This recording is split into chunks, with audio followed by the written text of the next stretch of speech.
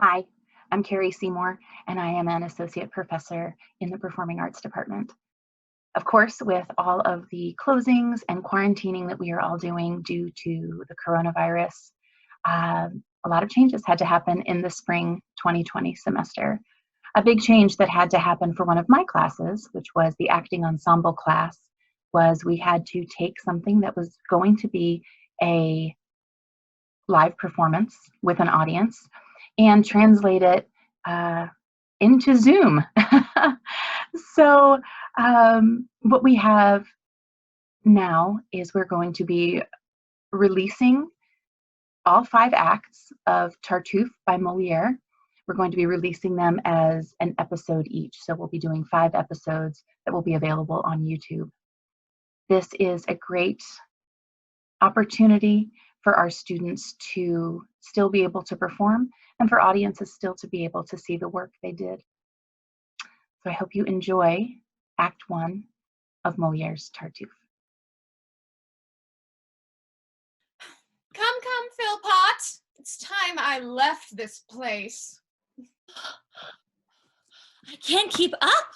You walk at such a pace. Don't trouble, child. No need to show me out. It's not your manners that I'm concerned about. We merely pay you the respect we owe, but mother, why this hurry? Must you go? I must. This house appalls me. No one in it will pay attention for a single minute. Children, I take my leave much vexed in spirit. I offer good advice, but you won't hear it. You all break in and chatter on and on. It's like a madhouse with the keeper gone. If I could just say that, Girl, you talk too much, and I'm afraid you're far too saucy for a lady's maid. You push in everywhere and have your say. But you have to. Boy, grow more foolish every day. To think my grandson should be such a dunce. I've said 100 times, if I've said it once, that if you keep the course on which you've started, you'll leave your worthy father broken-hearted. And you... And maybe we should just calm down. Seems so pure, so shy, so innocent, and so demure. But you know what they say about still waters. I pity parents with secretive daughters. Now, mother... And after you, child, let me say that your behavior is extremely bad and a poor example for these children, too. Their dear dead mother did far better than you. You're much too free with money, and I'm distressed to see you so elaborately dressed. When it's one's husband one aims to please, one has no need of costly fripperies. Oh, madam, really. You are her brother, sir, and I respect and love you. Yet, if I were my son, this lady's good and pious spouse, I wouldn't make you welcome in my house. You're full of worldly counsels, which, I fear, aren't suitable for decent folk to hear. I've spoken bluntly, sir, but it behooves us not to mince words when righteous fervor moves us. Your man Tartuffe is full of holy speeches, and practices precisely what he preaches. He's a fine man and should be listened to. I'll not hear him mocked by fools like you. good God! Do you expect me to submit to the tyranny of that carping hypocrite? Must we forego all joys and satisfactions because that bigot censors all our actions? to hear him talk, and he talks all the time, there's nothing one can do that's not a crime. He rails at everything, your dear Tartuffe. Whatever he reproves deserves reproof. He's out to save your souls, and all of you must love him, as my son would have you do. Ah, no, grandmother, I could never take to such a rascal, even for my father's sake. That's how I feel, and I shall not dissemble. His every action makes me seethe and tremble with helpless anger, and I have no doubt that he and I will shortly have it out. Surely it is a shame and a disgrace to see this man usurp the master's place, to see this beggar who, when first he came, had not a shoe or shoestring to his name, so far forget himself that he behaves as if the house were his and we his slaves.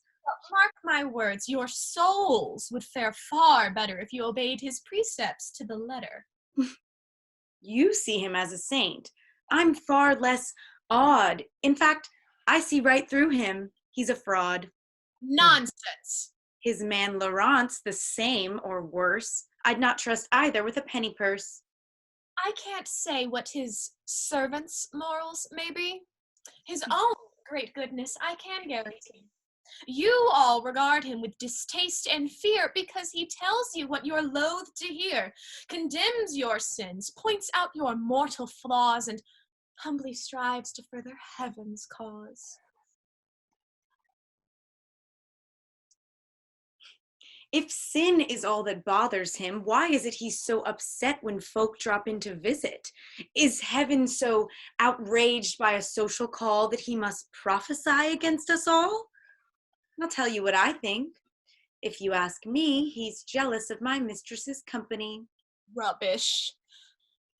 He's not alone, child, in complaining of all your promiscuous entertaining. Why, the whole neighborhood's upset, I know, by all these carriages that come and go, with crowds of guests parading in and out and noisy servants loitering about. In all this, I'm sure there's nothing vicious, but why give people cause to be suspicious? No, they need no cause. They'll talk in any case. Madam, this world would be a joyless place if, fearing what malicious tongues might say, we'd locked our doors and turned our friends away. And even if one did so dreary a thing, do you think those tongues would cease their chattering?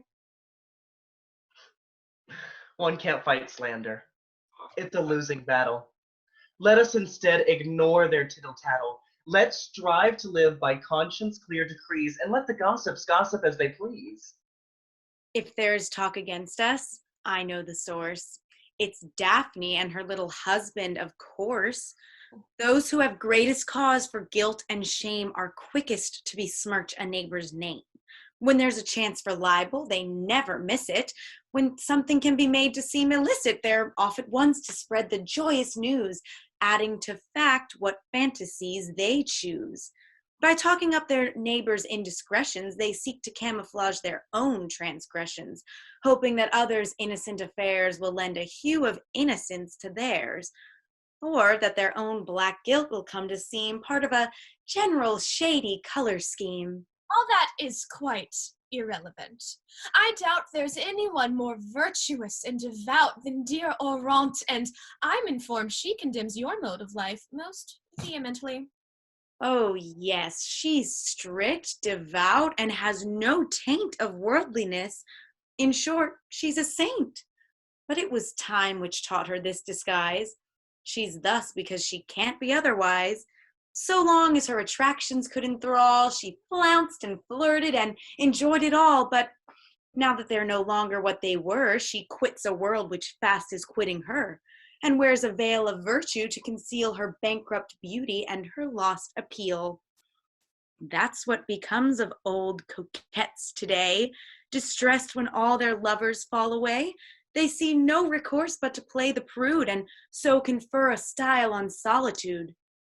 Thereafter, they're severe with everyone, condemning our actions, pardoning none, and claiming to be pure, austere, and zealous, when, if the truth were known, they're merely jealous, and cannot bear to see another know what pleasures time has forced them to forego. That sort of talk is what you like to hear. Therefore, you'd have us all keep still, my dear, while Madam rattles all the livelong day. Nevertheless, I mean to have my say. I tell you that you're blessed to have Tartuffe dwelling as my son's guest beneath this roof, that heaven has sent him to forestall its wrath by leading you, once more, to the true path, that all he reprehends is reprehensible, and that you had better heed him and be sensible. These visits, balls and parties in which you revel are nothing but inventions of the devil. One never hears a word that's edifying, nothing but chaff and foolishness and lying, as well as vicious gossip in which one's neighbor is cut to bits by epee, foil, and saber. People of sense are driven half insane at such affairs, where noise and folly reign and reputations perish thick and fast. As a wise preacher said on Sunday last, parties are towers of Babylon. Because the guests saw Babylon with never a pause, and then I heard that laugh, sir, and I saw that wink. Go find your silly friends and laugh some more. Enough! I'm going. Don't show me the door. I leave this household much dismayed and vexed, and cannot say when I shall see you next. Wake up! Don't just stand there gaping into space. I'll slap some sense into that stupid face. Move, you slut! I think I'll stay behind. I want no further pieces of her mind. How that old lady. Oh, what wouldn't she say if she could hear you speak of her that way? She'd thank you for the lady, but I'm sure she'd find the old a bit premature. My, what a scene she made. And what a din. And how this man Tartuffe has taken her in. Yes, but her son is even worse deceived. His folly must be seen to be believed. In the late troubles, he played an able part and served his king with wise and loyal heart. But he's quite lost his senses since he fell beneath Tartuffe's infatuating spell. He calls him brother and loves him as his life, preferring him to mother, child, or wife. In him and him alone will he confide. He's made him his confessor and his guide. He pets and pampers him with a love more tender than any pretty mistress could engender, gives him the place of honor when they dine, delights to see him gorging like a swine, stuffs him with dainties till his guts distend, and when he belches, cries, "God bless you, friend!" In short, he's mad. He worships, he dotes, his deeds he marvels, his words he quotes, thinking each act a miracle, each word oracular, as those that Moses heard.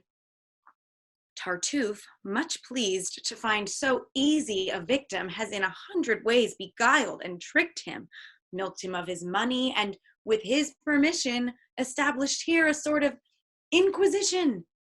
Even Laurent, his lackey, dares to give us arrogant advice on how to live. He sermonizes us in thundering tones and confiscates our ribbons and colognes. Last week, he tore a kerchief into pieces because he found it pressed into a life of Jesus. He said it was a sin to juxtapose unholy vanities and holy prose. You did well not to follow. She stood in the door and said verbatim all she'd said before. I saw my husband coming. I think I'd best go upstairs now and, take a little rest. I'll wait and greet him here. Then I must go. I've really only time to say hello. Send him about my sister's wedding, please. I think Tartuffe's against it, and that he's been urging father to withdraw his blessing. As you well know, I'd find that most distressing. Unless my sister and Molière can marry, my hopes to wed his sister will miscarry, and I'm determined to marry.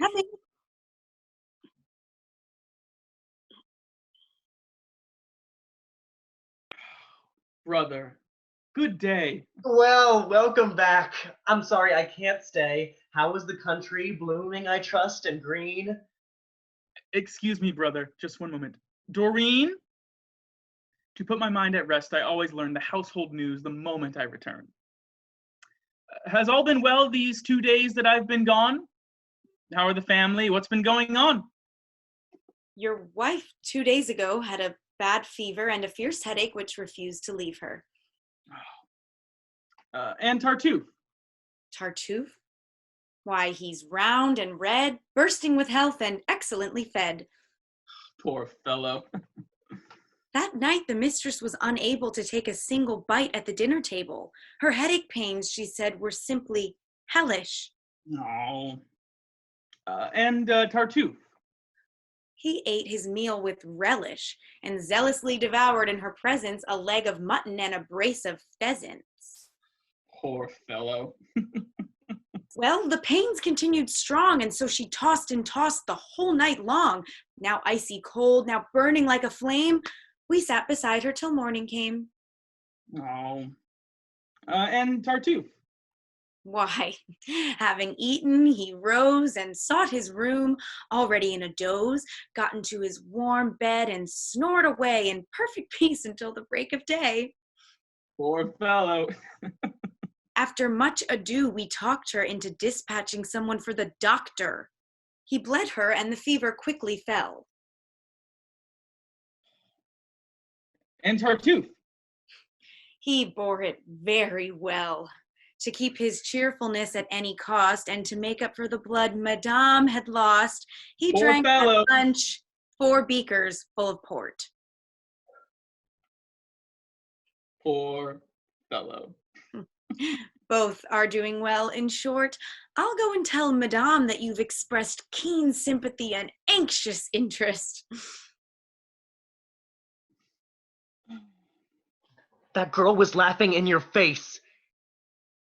And though I've no wish to offend you, even so, I'm bound to say she has some excuse. How can you possibly be such a goose? Are you so dazed by this man's hocus pocus that all the world save him is out of focus? You've given him clothing, shelter, food, and care. Why must you also... Brother, stop right there. You do not know the man of whom you speak. I grant you that. But my judgment's not so weak that I can't tell by his effect on others. Brother, when you meet him, you two shall be like brothers. There's been no loftier soul since time began. He's an excellent man. To keep his precepts is to be reborn and view this dunghill of a world with scorn. Yes, thanks to him, I'm a changed man indeed. Under his tutelage, my soul's been freed from earthly loves and every human tie. My mother, children, brother, and wife could die, and I'd not feel a moment's pain. Oh, that's a fine sentiment, brother. Most humane. Had you seen Tartuffe as I first knew him, your heart, like mine, would have surrendered to him. He used to come into the church each day and humbly kneel by and start to pray. He'd draw the eyes of everybody there with the deep fervor of his heartfelt prayer. He'd sigh and weep, and sometimes with a sound of rapture, he'd bend and kiss the ground. When I rose to go, he'd run before to offer me holy water at the door. His serving man, no less devout than he, informed me of his master's poverty. I gave him gifts, but in his humbleness, he'd beg me each time to give him less. Oh, that's too much, he'd cry. Too much by twice, I don't deserve it. The half, sir, would suffice. And when I wouldn't take it back, he'd share half of it with the poor right then and there. At length, heaven prompted me to take him in, to dwell with us and free our souls from sin. He guides our lives, and to protect my honor, stays by my wife and keeps an eye upon her. He tells me whom she sees and all she does, and seems more jealous than I ever was. Good God, man. Have you lost your common sense? Or is this all some joke at my expense? How can you stand there and in all sobriety... Brother, your language savors of impiety. Too much free thinking's made your faith unsteady, and as I've warned you many times already, 'twill get you into trouble before you're through. So I've been told before by dupes like you. Being blind, you'd have all others blind as well. The clear-eyed man you call an infidel, and he who sees through humbug and pretense is charged by you with want of reverence. Spare me your warnings, brother. I have no fear of speaking out for you and heaven to hear against affected zeal and pious knavery. There's true and false in piety, as in bravery. And just as those whose courage shines the most in battle are the least inclined to boast, so those whose hearts are truly pure and lowly don't make a flashy show of being holy. There's a vast difference, so it seems to me, between true piety and hypocrisy. How do you fail to see it, may I ask? Is not a face quite different from a mask? Cannot sincerity and cunning art, reality and semblance be told apart? Are scarecrows just like men, and do you hold that a false coin is just as good as gold? You harbor all the insight of the age. You're our one clear mind, our only sage. The era's oracle, it's Cato too, and all mankind are fools compared to you. Brother, I don't pretend to be a sage, nor have I all the wisdom of the age. There's just one insight I would dare to claim. I know that true and false are not the same. And just as there is nothing I more revere than a soul whose faith is steadfast and sincere, nothing I more cherish and admire than honest zeal and true religious fire, so there is nothing I find more base than specious piety's dishonest face, than these bold mountebanks, these histrios, whose impious mummeries and hollow shows exploit our love of heaven and make a jest of all that men think holiest and best. These charlatans, I say, who proceed by way of heaven toward earthly goals, who weep and pray and swindle and extort, who preach the monkish life, but haunt the court, who make their zeal the partner of their vice. Such men are vengeful, sly, and cold as ice. And when there is an enemy to defame, they cloak their spite in fair religion's name, their private spleen and malice being made to seem a high and virtuous crusade, until to mankind's reverent applause they crucify their foe in heaven's cause. Such knaves are all too common. Yet for the wise, true piety isn't hard to recognize. And happily, these present times provide us with bright examples to instruct and guide us. Their virtue is acknowledged, who could doubt it? But you won't hear them beat the drum about it. They're never ostentatious, never vain, and their religion's moderate and humane. It's not their way to criticize and chide. They think censoriousness a mark of pride, and therefore, letting others preach and rave, they show by deeds how Christians should behave. They think no evil of their fellow man, but judge of him as kindly as they can. They don't intrigue and wangle and conspire to lead a good life as their one desire. The sinner wakes no rancorous hate in them. It is the sin alone which they condemn. Nor do they try to show a fiercer zeal for heaven's cause than heaven itself could feel. These men I honor. These men I advocate as models for us all to emulate. Your man is not their sort at all, I fear. And while your praise of him is quite sincere, I think that you've been dreadfully deluded. Now then, dear brother, is your speech concluded? Why, yes. Your servant, sir. No, brother, wait. There's one more matter. You agreed of late that young Valere might have your daughter's hand. I did. And set the date, I understand. Quite so. But you've now postponed it. Is that true? No doubt. The match no longer pleases you? Who knows? Do you mean to go back on your word? I won't say that. Has anything occurred which might entitle you to break your pledge? Perhaps. Why must you hem and haw and hedge? The boy asked me to sound you in this affair. It's been a pleasure. But what have you decided? What are your plans? I plan to be guided by heaven's will. Come, brother, don't talk rot. You've given Valere your word. Will you keep it or not? Good day. This looks to be poor Valere's undoing. I'll go and warn him that there's trouble brewing.